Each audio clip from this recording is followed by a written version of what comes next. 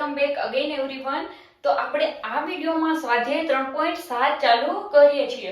સ્વાધ્યાય 3.7 ચાલુ કરતા પહેલા આપણે શેની જરૂર છે તો કે આપણે લસાઅની જરૂર છે। લસાઅની સમજ આપણને હશે તો આપણને આ સ્વાધ્યાય આરામથી આવડશે। તો ચાલો પહેલા લસા શું છે, ઓલું ગુસા આવ્યું હતું એમાં શું હતું, ગુરુત્તમ સામાન્ય અવયવ એટલે મોટામાં મોટો સામાન્ય અવયવ। અને આ શું છે, આ સ્વાધ્યાયમાં લસા એટલે લઘુત્તમ સામાન્ય અવયવી। જો આમાં બે વસ્તુ બદલી ગયું, આમાં ગુરુત્તમ હતું, આમાં આવી ગયું લઘુત્તમ। સામાન્ય તો હતું જ અને આમાં શું હતું, અવયવ, ને આમાં શું છે, અવયવી। હવે અવયવ એટલે ખબર છે તો કે 4 ના અવયવ એટલે શું આવે તો કે 2 ગુણ્યા 2 ઈ એના અવયવ આવ્યો। હવે 4 ના અવયવી કે તો કે 4 × 4 = 8 12 16 એનો પાળો જે બોલતા જાવ ને આવે ઈ શું કહેવાય, એના અવયવી, બરાબર છે। તો નાનામાં નાનો સામાન્ય અવયવી કયો છે ઈ તમારે ગોતવાનું, એટલે એને કહેવાશે લઘુત્તમ સામાન્ય અવયવી।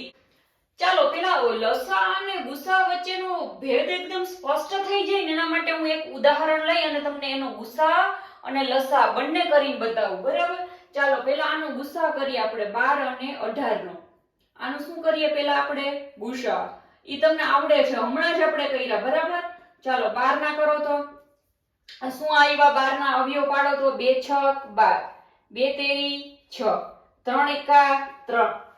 તો આના અવયવ શું આવ્યા તો કે 2 2 અને 3। ચાલો 18 ના અવયવ પાડો તો 18 ના અવયવ શું આવ્યા, 2 નવા 18 3 તેરી 9 3 એકા 3। તો 18 ના અવયવ શું આવ્યા 2 3 અને 3।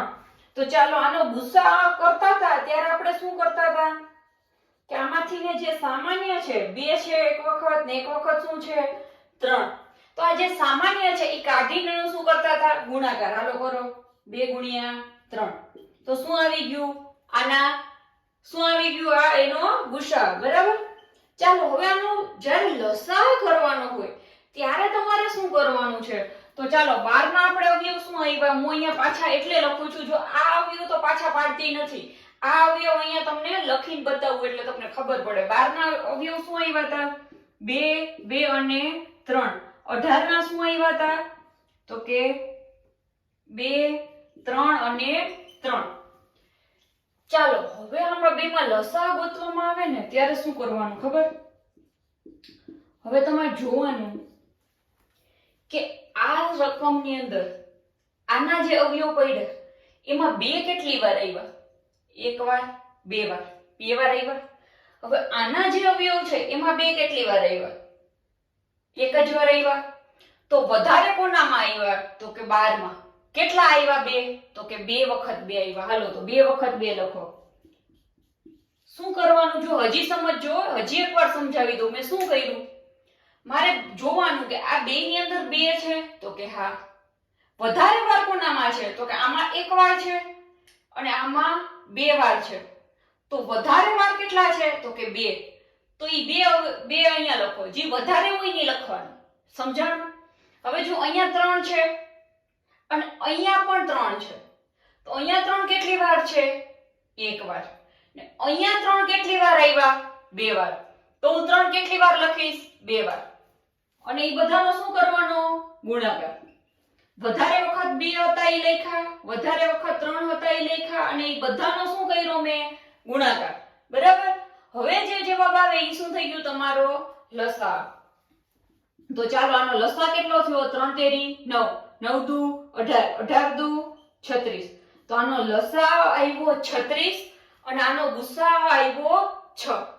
સમજ પડી શું ફરક છે, ગુસા એટલે ગુરુત્તમ સામાન્ય અવયવ, આમ નામ એનું મોટું પણ એ આંકડો નાનો આવે, અને આ લઘુત્તમ એટલે નાનામાં નાનો સામાન્ય અવયવી, આમ એનો મતલબ એવો થાય પણ જો એનો જવાબ આવ્યો એ મોટો આવ્યો। સમજ પડે। ચાલો હવે આપણે આ લસાના દાખલા ગણશું કઈ રીતે ને એ હું તમને સમજાવું છું, બરાબર। એકદમ સહેલામાં સહેલી રીતે આપણે કઈ રીતે લસા ગણીએ, જો આ રીતે ગણીએ તોય ચાલે। અહીંયા 12 ના પહેલા તમે આવી રીતે અવિભાજ્ય અવયવ પાડી લ્યો, પછી 18 ના આવી રીતે અવિભાજ્ય અવયવ પાડી લ્યો, આ પાડવાના હો, પછી તમે 12 ના લખો ને 18 ના લખો ને પછી આ રીતે લખો, આ એક રીત છે લસા લખવાની।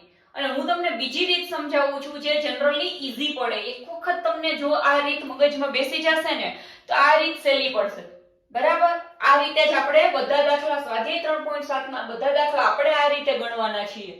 એટલે આ રીત સમજી લ્યો તો વધારે સારું રહેશે અને આ રીત જ સહેલી પડે. ચાલો જુઓ, 12 અને 18 આ બેયને જો ભેગા લખ્યા, બેયના ભેગા સામાન્ય અવયવ પાડશું.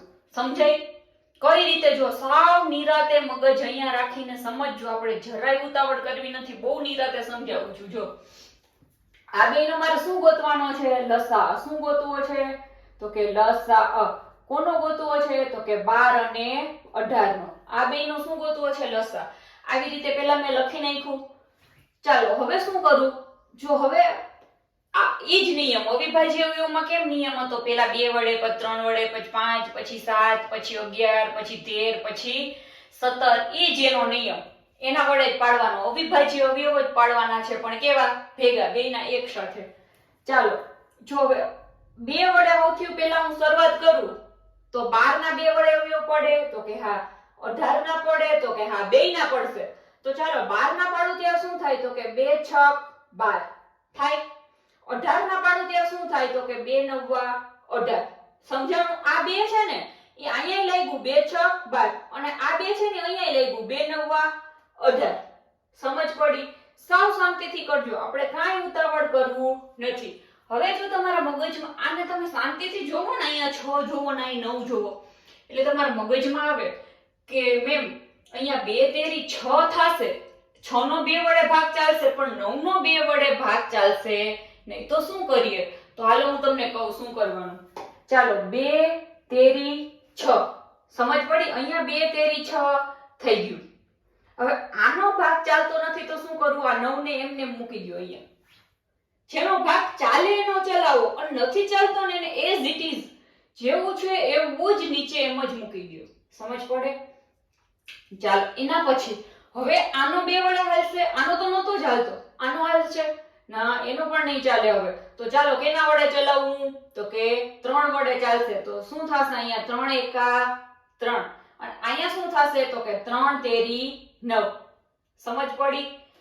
કઈ રીતે થયું? જો અહીંયા 3 એકા 3 અને 3 તેરી 9. આ 3 છે ને બેયને લાગુ પડે, અહીંયા પણ લાગુ પડે અને અહીંયા પણ લાગુ પડે. બરાબર? ચાલો હવે જુઓ, હવે દાખલો હજી પૂરો થયો નથી. કેમ ખબર પડે દાખલો પૂરો થઈ ગયો? જો અહીંયા 1 આવી ગયો ને એટલે આનું કામ પૂરું, પણ અહીંયા હજી 1 આવ્યા નથી એટલે આનું કામ હજી અધૂરું છે. તો કરો પૂરું. ચાલો 3 એકા 3, 3 એકા 3 અને અહીંયા એકનું તો પૂરું જ થઈ ગયું છે એટલે એકડો એમને નીચે ઉતારી લેવાનું. સમજ પડી? જેટલી સંખ્યા અહીંયા 12 અને 18 બે આમ કાપ્યા છે તો અહીંયા બેયની નીચે 1 આવી જાય ત્યાં સુધી આપણે અવયવ પાડતા જવાના છે. ધારો કે 12 18 અને અહીંયા 21 ત્રણ સંખ્યા આપી હોત તો એ ત્રણે ત્રણ સંખ્યાની નીચે 1 આવી જાત ત્યાં સુધી હું અવયવ પાડત. સમજાય છે? પેલા આટલા અવયવ પાડતા આવડી ગયા, હજી આપણો દાખલો બાકી છે, પૂરો નથી થયો. પેલા જો આટલા અવયવ પડી જાય તો હવે શું કરવાનું છે? જુઓ, આ જ હતું, મેન હતું ઈ તો. હવે તો ખાલી જીરીક એવું કામ બાકી રહ્યું. મેન તો આ જ છે. જો તમને આમ અવયવ પાડતા આવડી ગયા તમને લસા આવડી ગયા. ચાલો આનો લસા શું થશે? શું કરવાનું? જુઓ, આ બધું જ, આ બધાનો શું કરવાનો? ગુણાકાર. આ જે આવ્યા ને આપણા અવયવો 2 ગુણ્યા 2 ગુણ્યા 3 ગુણ્યા 3. ચાલો કરો તો 2 દુ 4, 4 તેરી 12, 12 તેરી 36. આ શું આવી ગયો? એનો લસા. જો આ રીતે કરશો તો પણ આવી ગયો લસા એનો 36 અને આ રીતે કરો તો પણ આવી ગયો લસા 36. ઓલી પેલી રીત છે, આ બીજી રીત છે. આ રીત થોડીક લાંબી છે. શું કર્યું? એમાં 12 ના અલગથી અવયવ પાડ્યા, 18 ના અલગથી અવયવ પાડ્યા, બેયના અવયવ લખ્યા અને જે વધારેમાં વધારે વખત જે સંખ્યા હોય ને એનો શું કર્યો? ગુણાકાર અને જે જવાબ આવ્યો એ તમારો લસા. થોડીક લાંબી છે એ રીત. કોઈને એ રીત મગજમાં બેસતી હોય અને એ રીતે ગણવા હોય તો પણ કોઈ વાંધો નથી, કોઈ ખોટા પાડી શકે નહીં, તો પણ પૂરા જ માર્ક્સ આપવા પડે. અને આ એક રીત છે જે તમને આગળ જ્યારે સાતમું આઠમું નવમું જે પણ ભણશો ને તેમાં તમને આ રીત સહેલી પડે. એટલે આ રીતની પ્રેક્ટિસ કરી લ્યો ને તો તમે આગળ બધી કોમ્પિટિટિવ એક્ઝામની જો કોઈ તૈયારી કરતા હોય તો આ રીત જ તમને ઈઝી પડશે. એટલે હું તમને કહું છું કે મારું સજેશન છે કે તમે આ રીતે પ્રેક્ટિસ કરો. ભલે 2 દાખલા ખોટા પડે, પાછા ગણો આવડી જશે. ક્યાં ભૂલ પડે કહેજો મને. અને અહીંયા શું કર્યું છે આ બીજી રીતમાં, તો કે 12 અને 18 બંનેનો એક સાથે અવયવ પાડતા ગયા આપણે. પછી અહીંયા જે પણ આવ્યા એ બધાનો શું કરી દીધો? ગુણાકાર. એટલે શું આવી ગયો આપણો જવાબ. બરાબર છે. ચાલો, જો આટલું મગજમાં ક્લિયર થઈ ગયું હોય તો હવે આપણે સ્વાધ્યાય 3.7 ના બધા દાખલાઓ ગણવાની શરૂઆત કરીએ છીએ. બરાબર. ચાલો તો 3.7 નો આપણે શરૂઆત કરીએ પહેલા હું તમને એક વાત કહી દઉં. સ્વાધ્યાય 3.7 માં શું છે? તો કે સ્વાધ્યાય 3.7 માં જે દાખલાઓ આપ્યા છે ને બધા દાખલાઓ લસાના છે એવું નથી. એમાં લસા અને ગુસા બંને દાખલાઓ મિક્સ આપેલા છે. બરાબર. તો તમારે નક્કી કરવું પડશે રકમ વાંચીને કે આ દાખલામાં ગુસા આવશે કે લસા આવશે. બરાબર. હું તમને એક હિન્ટ આપી દઉં છું. બરાબર. જો ધારો કે તમને ઈ રકમ આપી હોય ને એમાં તમને એવો કઈ શબ્દ મળે ને કે આમાં મોટામાં મોટું માપ, આનું ગુરુત્તમ આમાં સૌથી મોટું કોણ, તો શું આવે? ગુસા. એમાં એમ કહે કે આમાં નાનામાં નાનું કોણ, આનું લઘુત્તમ કોણ, આમાં સૌથી ઓછો કેટલો ટાઈમ લાગશે, એવું કઈ નાના વિશે વાત પૂછી હોય ને તો શું જવાબ આવશે? એમાં લસા ગોતવાનો થશે. આ એક હિન્ટ છે, બાકી તો આપણે રકમ વાંચીને સમજવું પડશે. બરાબર. ચાલો, અહીંયા શું આપ્યું છે? તો કે રેણુ 75 કિલોગ્રામ અને 69 કિલોગ્રામ વજનવાળી 2 ખાતરની ગોળી ખરીદે છે. રેણુએ 2 ખાતરની થેલી લીધી. એકનું વજન છે 75 કિલો, બીજાનું વજન છે 69 કિલો. ખાતરના આ વજનનું મહત્તમ મૂલ્ય, તો ખાતરનું આ જે છે ને વજન, એનું મહત્તમ મૂલ્ય, જો માં શું આવ્યું? મહત્તમ. એ શબ્દ પકડી લેવાય. મહત્તમ આવ્યું ને એટલે ગુસા ગોતવાનો થાય. આમાં સમજાણું? મહત્તમ મૂલ્ય શોધો કે જેથી બંને ગુણીના વજનનું ગુણાંકમાં પૂરેપૂરું માપ લઈ શકે છે. બરાબર. કે એનો એક એવો ગુણાંક ગોતવાનો છે કે એના ગુણાંકમાં આ બે વજનનું મૂલ્ય આવે. તો માં તમે શબ્દ સમજી લીધો. મહત્તમ એટલે શું ગોતવાનું થાય તમારે? ગુસા. અને ગુસા ગોતવાનો હોય ત્યારે શું જોવાનું? કયા આંકડા આપ્યા છે? તો કે 75 અને 69. હાલો આના અવયવ પાડો. પેલા 75 ના પાડો. શું કરશો? 3 વડે ચાલશે કે નહીં? ચકાસવું. 2 વડે નહીં જ ચાલે. 7 ને 5 12, 2 ને 1 3, તો 3 વડે ચાલશે. કેટલા? 25 તેરી 75. હવે 5 વડે ચાલશે. 5 25 અને 5 એકા 5. તો આના અવયવ શું આવ્યા? તો કે 3 5 અને 5. ચાલો 69 ના આનું પેલા તમે જુઓ. 2 વડે તો નહીં જ ચાલે. હવે આપણે 3 વડે જોવાનું છે. તો કે 6 6 12 ને 3 15. તો 15 છે એટલે 5 ને 1 6. તો હા 3 ના પાડામાં આવે. તો કરો હાલો. 3 દુ 6 અને 3 તેરી 9. તો કોણ આવ્યું? 23. જો હવે 23 છે ને બીજા કોઈના પાડામાં આવે નહીં. 23 કોઈના પાડામાં નથી આવતા. તો અહીંયા શું આવે? 23 એકા 23. તો ચાલો આના અવયવ શું પડ્યા? તો કે આના અવયવ પડ્યા 3 અને 23. તો ગુસામાં શું કરતા હતા આપણે? આનો ગુસા શું આવશે? ગુસા બરાબર જે સામાન્ય છે એ. અને આમાં બીજું કઈ છે સામાન્ય? તો કે ના. તો તમારો જવાબ શું આવી ગયો? 3. બરાબર છે. ચાલો હવે નેક્સ્ટ ક્વેશ્ચન. ચાલો હવે આપણે બીજા દાખલાની રકમ સમજી લઈએ છીએ. બરાબર. બીજો દાખલો શું કહેવા માંગે છે? 3 છોકરાઓ એક જ જગ્યાએથી એક સાથે પગ ઉપાડી ચાલવાની શરૂઆત કરે છે. એટલે 3 છોકરાઓ છે, એક જગ્યાએથી એને ત્રણેય ચાલવાની શરૂઆત કરી. એક જ સાથે ત્રણેય પગ ઉપાડે છે. ત્રણેય એક જ સાથે પગ મૂકતા જશે. બરાબર. 3 છોકરા. હવે એમના પગલાનું માપ અનુક્રમે 63 70 ને 77 સેમી છે. આ જે પેલું છોકરું ઊભું ને એનું કેટલું? 63 સેમી. બીજો ઊભો એનું કેટલું? 70. અને ત્રીજો ઊભો એનું કેટલું? 77. ત્રણેયનું એટલું માપ છે. આ હાલે તો 60 સેમી કપાય, આ હાલે તો 70 ને ઓલો ચાલે તો 77. એના પગલાનું માપ એટલું છે. બરાબર. તો એમાંથી દરેક કેટલું લઘુત્તમ અંતર નક્કી કરે કે જે અંતર પૂરા પગલાથી આવરી શકાય. જો આ વાક્ય હે ને છેલ્લું ઈ જ તમારો ક્વેશ્ચન છે, ઓલી માહિતી છે. હવે શું કીધું કે ત્રણેય, ધારો કે મારે 100 ડગલા ચાલવું હોય તો એક જણો 20 ડગલા ચાલે, એક જણો 30 ડગલા ચાલે અને ત્રીજો જણો 50 ડગલા ચાલે, તો ત્રણેય થઈને ટોટલ કેટલું ચાલી ગયા? 100 ડગલા ચાલી ગયા કે નહીં?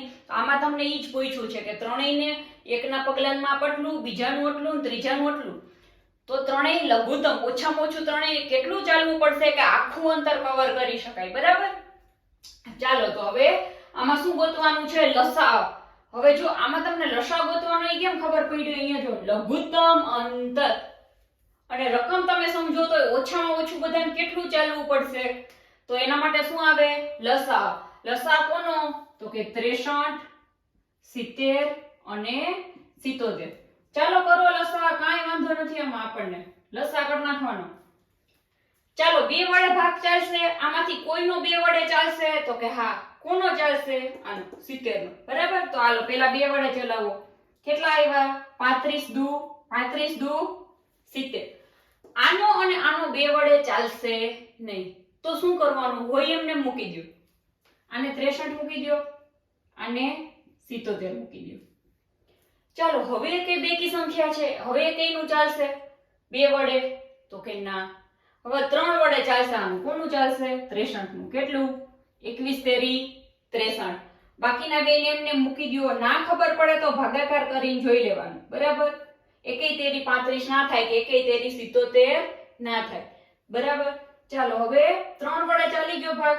હવે કેના વડે ચલાવવું? હજી 3 વડે ચાલતું હોય ચલાવો. ચાલો અહીંયા ચાલશે 3 સત્તા 21. આ બેનો 3 વડે ચાલે નહીં, તો શું કરવાનું? જેવું હોય એવું ને એવું નીચે ઉતારી દેવાનું, બરાબર? ચાલો હવે 5 વડે ચાલશે.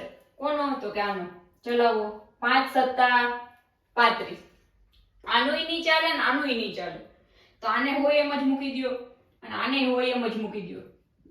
જો તમે એક વસ્તુ નોટ કરી, આ 77 નો હજી સુધી ભાગ ચાલ્યો નથી. એમને એમ ભેગા ચાલે તો ભલે ને ચાલતા, આપણે કઈ અહીંયા જલ્દી હું એનો ભાગ પાડી લઉં એવું કાંઈ જરૂરી નથી, ભલે ભેગા આવતા, બરાબર? તમને મનમાં ક્વેશ્ચન થતો હોય તો એટલે કહું છું. ચાલો હવે કોના વડે ચાલશે? 7 વડે. 7 એકા 7, 7 એકા 7 ને એકેય સત્તા 77 થાય? તો કે હા, કોણ? તો કે 11 સત્તા 77 થાય ને? ચાલો હવે આટલું થઈ ગયું. આ બેયનું તો જો પૂરું થઈ ગયું. આ બે તો અહીંયા 1 આવી ગયા એટલે એનો જવાબ પૂરો. હવે 11 નું કરવું હોય તો શું આવે? 11 એકા 11 અને આ બેયનો 1 તો એમ જ મૂકવાનો. ચાલો તો હવે આના અવયવ શું આવ્યા? જોવો તો આ બધાનો શું કરવાનો છે? આપણે ગુણાકાર, બરાબર? તો હાલો કરો.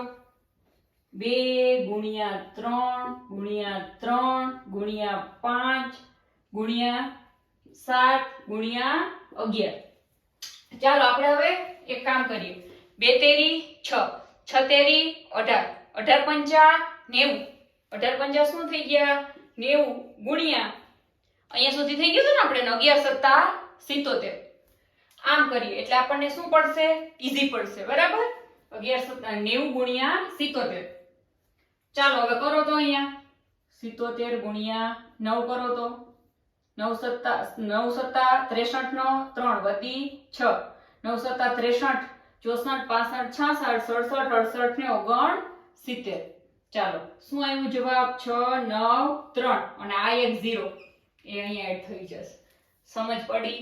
તો તમારો જવાબ શું આવી ગયો છે? આનો લસાઅ શું આવી ગયો છે? 6930. તો ઓછામાં ઓછા આટલા પગલા ચાલવા પડે એટલે ટોટલ અંતર કેટલું છે એનું? ત્રણેયના પગલા ભેગા કરો તો કેટલા પગલા થાય? 6930 પગલા થાય.